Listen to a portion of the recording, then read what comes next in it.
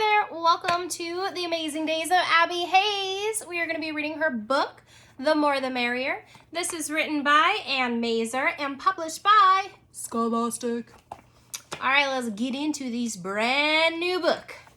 Chapter 1, this quote is going to be from the Funny Valentine calendar for Thursday. It says, "The heart has its reasons, ... And here in purple is going to be her text that she's writing into her diary or journal. It says, "Reasons my heart wants to have a hooray it's summer party for the entire 5th grade. Number 1, it'll be fun. Number 2, all my friends will come. Number 3, we can celebrate the end of school. Hooray. Number 4, we can eat watermelon, ice cream, hamburgers, hot dogs, or, tofu dogs for Bethany, and potato salad. Number 5, the girls will compete against the boys. Number 6, we can build a bonfire and make s'mores. There's only one possible problem. Mom and Dad. Will they understand my reasons for having a party? Will they listen to my heart?" Ugh, sounds like a medical checkup. "Maybe they'll listen to my lungs or brain or kidneys. They'll all say the same thing. Every part of me wants to throw a party. What will Mom and Dad say? Will they let me have it? Isabel and Eva throw parties all the time. They're always super popular. I hope Mom and Dad will say yes." And now we got the black text, so we're in real time now. "Guess what?" Abby whispered to her best friends Jessica and Natalie in class. Their teacher, Miss Cantor, was collecting homework. The 3 girls just handed in theirs. Natalie glanced up from her book she was reading under her desk. "What?" "I'm going to ask my parents if they'll let me have an end of the year party," Abby announced. "You think they'll say yes?" Jessica asked. She pushed a strand of long brown hair away from her face. "Why not?" Abby said. "My older sisters have parties all the time." Her older sisters, they are big into sports and theater, so they have friends over. "Lucky," Natalie said, shutting her book and slipping it into her desk. "My parents won't let me or my brother have parties." "I have all the arguments prepared," Abby said. It helped having a mother who was a lawyer and an older sister who was a debating champ. In the 10 years of living with them, she had learned a thing or two. "I hope they agree," Natalie said. "I'm going to invite the entire 5th grade," Abby continued. "Miss Cantor's class and Miss McMillan's." "Everyone?" Jessica said with a frown. "Even Brianna?" "It wouldn't be everyone without her," Abby said. "Ugh," Jessica said. The 3 girls glanced over to where Brianna sat, surrounded by a group of admirers. She wore a pale blue lace t-shirt over a short, shiny silver skirt. She had on tiny earrings and colored lip gloss. "My dance recital last night was the best," Brianna bragged loudly, enough to be heard from all the way across the room. 52 people came to see me. "I wonder if 52 people watched her eat her breakfast," Natalie mumbled. "She probably chews the best, too." "If Brianna comes to your party, so will Victoria," Jessica warned. "She's even worse." "If that's possible," Natalie added. Victoria was in Miss McMillan's 5th grade class. She and Brianna had become friends when they worked on a science fair project together. If Brianna was the best, Victoria was the coolest. She was also the meanest. Abby shook her head. "No one will be left out," she insisted. "But they'll ruin the party," Jessica predicted. "No, they won't," Abby replied. "It'll be such a big crowd, no one will notice them." Natalie said. Abby scowled at her friends. "If I don't invite them, they'll ruin my life." "You have a point," Jessica admitted. "I wouldn't want Brianna mad at me," Natalie agreed. Jessica bent over her notebook, then held it up to Abby and Natalie to see. She had doodled a picture of Brianna with thick, scowling brow and a thundercloud over her head. "Put a bolt of lightning in her hand," Abby advised Jessica. Jessica smiled and picked up her pencil again, and the 3 girls crowded around the jewelry. Mrs. Cantor clapped her hands. "Back to your seats, everyone." Ms. Bunder came to Miss Cantor's class once a week to teach creative writing. And Mrs. Bunder was Abby's favorite teacher.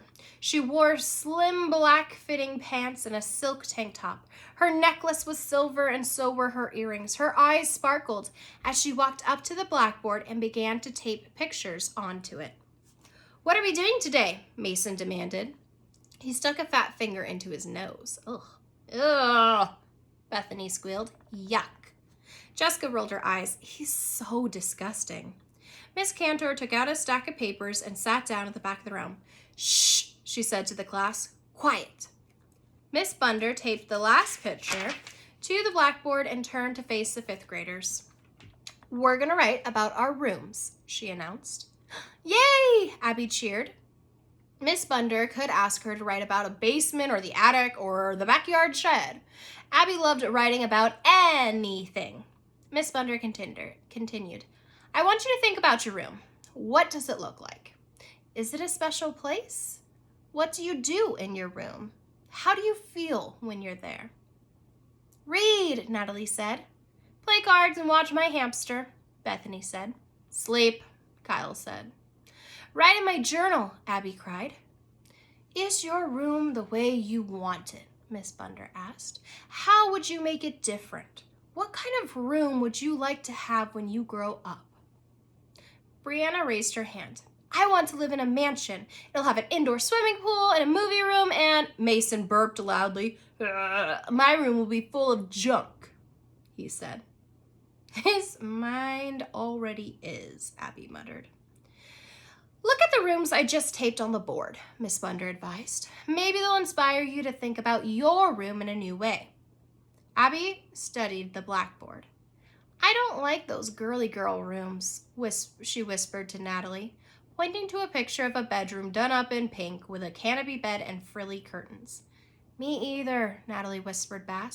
"I'd like to live in a chemistry lab with frilly curtains." "Oh, I would like to live in a chemistry lab or a castle." There we go. Abby stared at the picture of a room painted in black and white zebra stripes. "Isn't that one great?" "Ugh, I hate it," Jessica said. "It would make me dizzy to live there." "I'd want to draw in all the white spaces," Natalie said, "or splash paint on them." She peered down to her white sneakers, which were covered in splotches of color. "Just like my sneakers." "Okay, let's get started," Miss Bunder said. "This is an assignment that you might like to complete at home. It's due next week." "It's homework?" Abby joked. "Get it? Homework?" Casey would get it," Abby said. "I thought you didn't like him," Natalie said. Casey shrugged. "He's okay." Casey was in our other fifth grade class. He and Abby had been science fair partners. At first, they hadn't gotten along, but Abby had come to like him.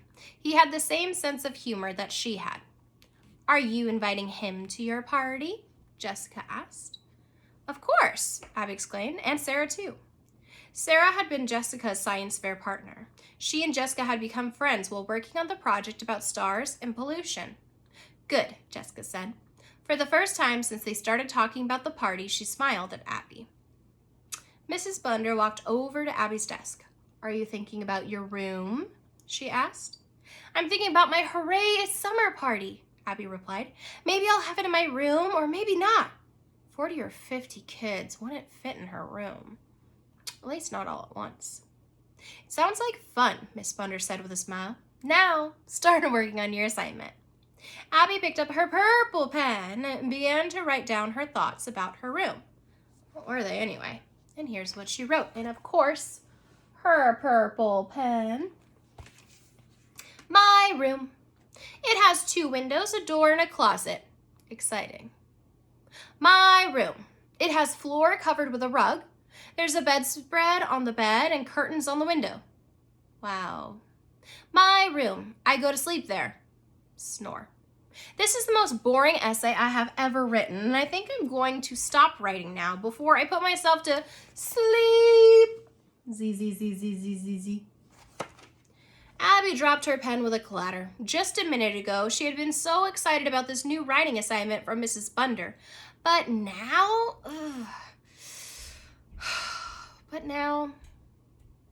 she didn't know what to write. Wasn't her room special? Why wasn't there anything to say about it? Chapter 2, we're going to fast forward to Saturday morning. Here is a quote from the wooden shelf calendar. It says, "Books do furnish a room."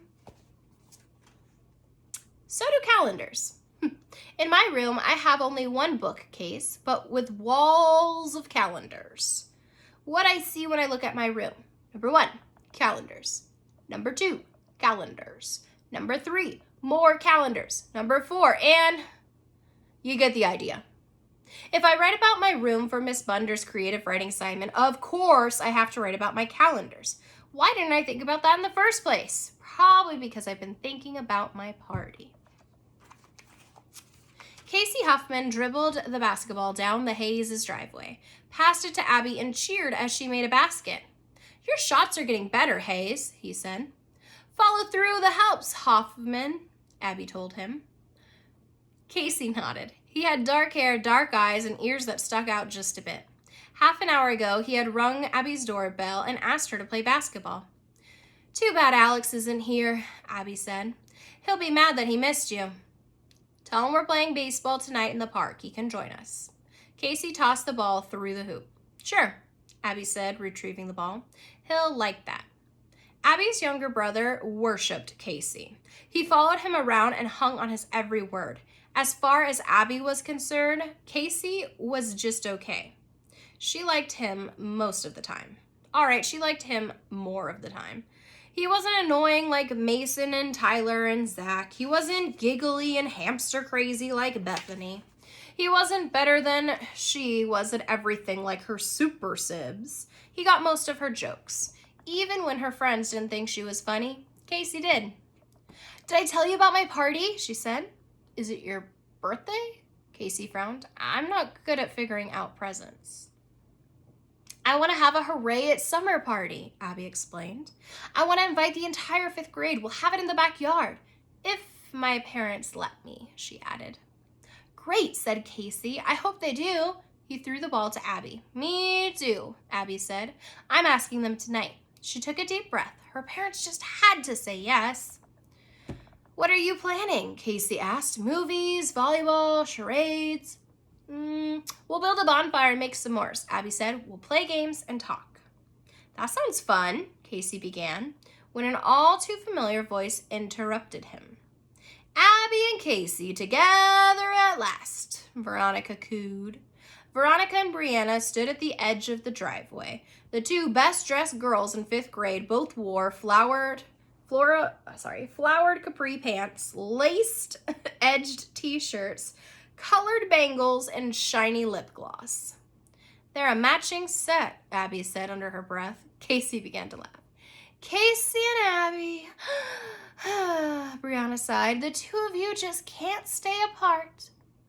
"The two of us just have to shoot hoops," Abby retorted. She tossed the ball back to Casey, who threw it in the basket. "Hoops? You're like totally on a date," Veronica said. "We're on a fig," Abby said. "Dried or fresh?" Casey asked. "What are they talking about?" Victoria asked Brianna. Brianna shrugs. "Who knows?" "I heard about your party." Victoria turned to Abby.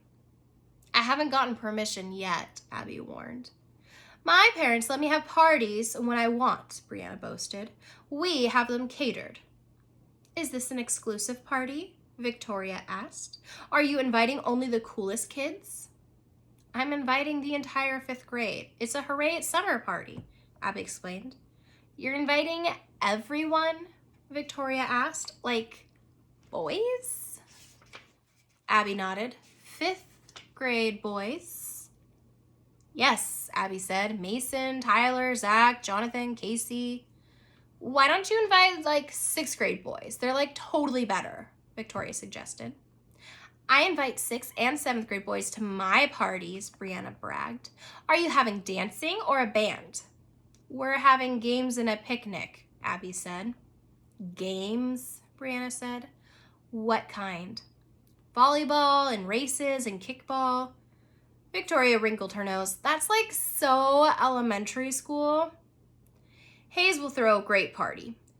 Casey leaped off to her defense. Everyone is going to have a good time. Thanks, Hoffman, Abby added. Hayes? Hoffman? Brianna repeated. Are you two for real? They're like so adorable, Victoria sneered. Will you both come to my party? Abby asked, trying to change the subject. I mean, if my parents say yes. She hoped Brianna and Victoria would say no. Well, if I'm not totally busy, Victoria said. Without us, your party just wouldn't be the same, Brianna added. It sure wouldn't, Abby agreed. Victoria checked her watch. Brianna, she squealed, we have to get back to my house. My cousin is going to be here in like 15 minutes. Brianna sighed. And leave Abby alone with her boyfriend? He's not my boyfriend, Abby insisted. Sure he isn't, Brianna sneered. Goodbye, lovebirds, Victoria said. Come on, Brianna. She grabbed Brianna by the arm and pulled her onto the sidewalk. Tweet, tweet, Abby called. As they disappeared down the street, Abby turned to Casey. They're like so obnoxious. Yup, Casey agreed. He picked up the basketball and tossed it to her. Abby threw it hard. It bounced off the backboard, and then she threw the ball again and missed entirely. Ugh, they're gonna ruin my party if they come, she said, frowning. Jessica already said so. She's probably right. Maybe they won't even show up. Abby brightened. Really? Your party is like so elementary school, Casey mimicked. It's like totally for babies. Abby passed him the ball. I'll have a kindergarten party. We'll take naps, build blocks, and play farmer in the dill. That'll keep them away, Hayes. Casey swished the ball into the net. And everybody else, too. Casey grinned. I don't think so. I bet a lot of kids in my class will come. But what can I do about Brianna and Victoria? Abby asked. Don't worry about them, Casey said. Right, Abby agreed. She took the ball and shot it into the basket. It was her party, not Brianna's or Victoria's, and it was going to be a great party, if her parents let her have it. When are you going to get permission? Casey asked. Soon, Abby promised.